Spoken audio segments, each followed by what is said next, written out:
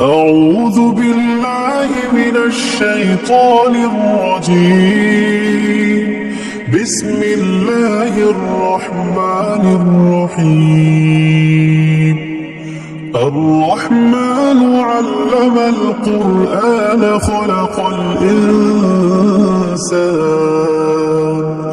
خلق الإنسان علمه البيان. الشمس والقمر بحسبان والنجم والشجر يسجدان والسماء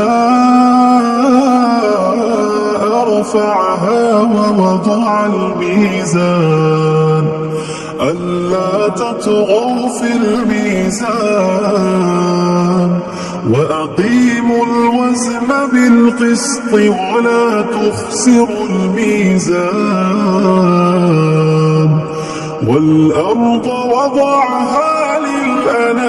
للأنام فيها فاكهة والنخل ذات الأكمام والحب ذو العصف والريحان فبأي آلاء ربكما تكذبان خلق الإنسان من صلصال كالفخار وخلق الجان من مارج من نار فبأي آلاء ربكما تكذبان رب المشرقين ورب المغربين فبأي آلاء ربكما تكذبان مرج البحرين يلتقيان بينهما برزخ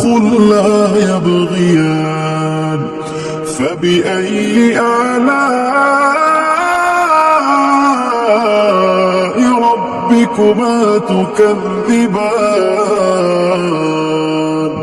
يخرج منهما اللؤلؤ والمرجان فبأي آلاء ربكما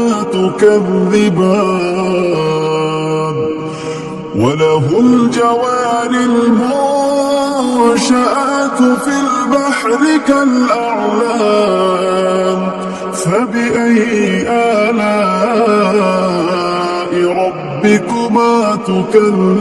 تكذبان كل من عليها فان ويبقى وجه ربك ذو الجلال والإكرام فبأي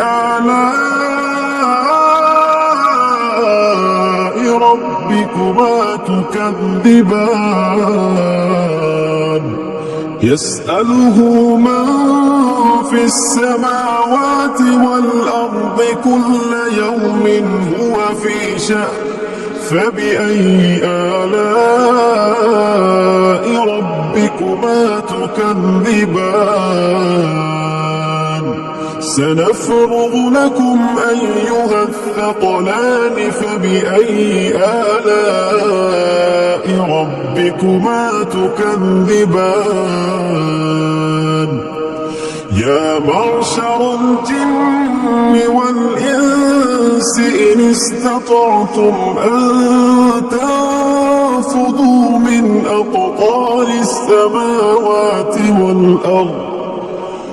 أقطار السماوات والأرض فانفذوا لا تنفذون إلا بسلطان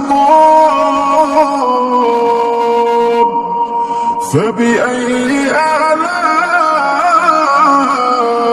ربكما تكذبان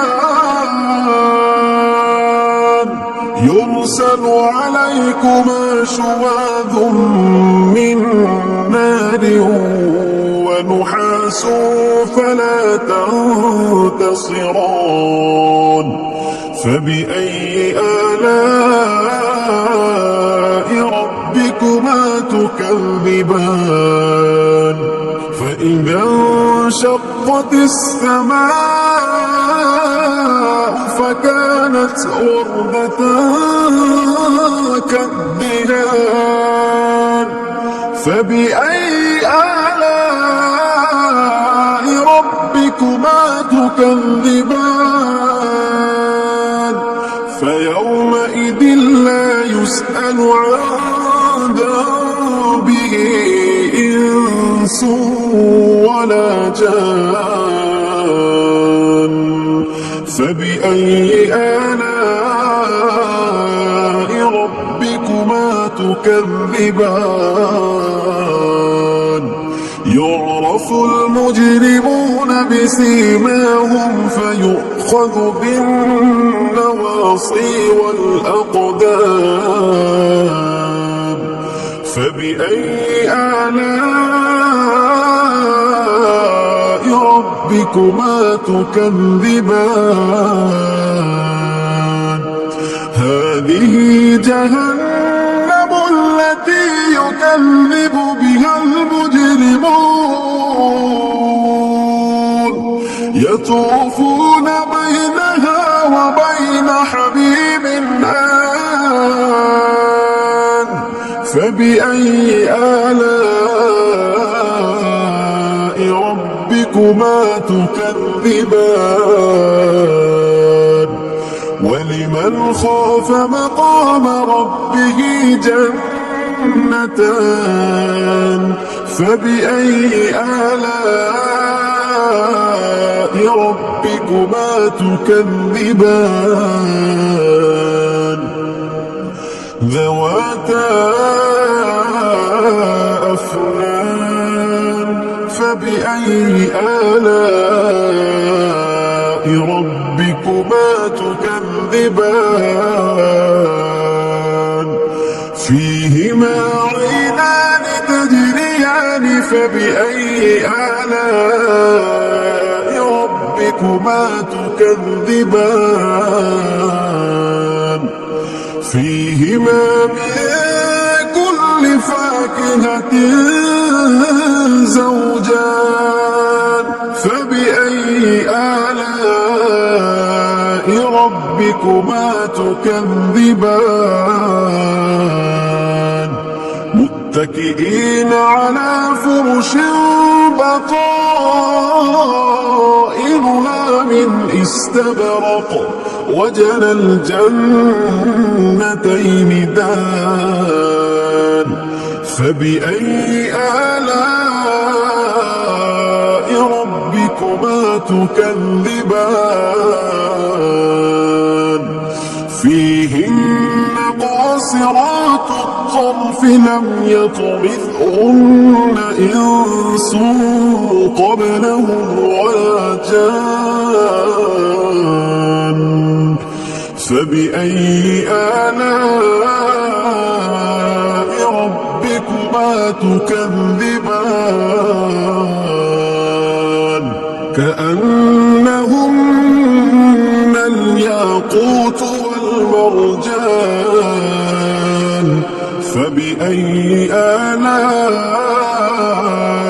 ربكما تكذبان هل جزاء الإحسان إلا الإحسان فبأي آلاء ربكما تكذبان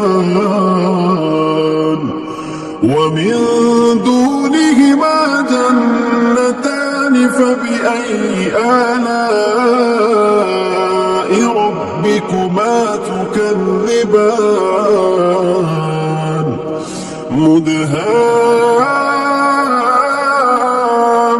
مدهامتان فبأي آلاء ربكما تكذبان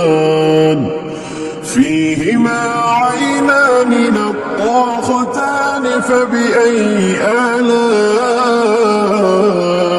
ربكما تكذبان فيهما فاكهة ونخل ورمان فبأي آلاء ربكما تكذبان فيهن خيرات حسان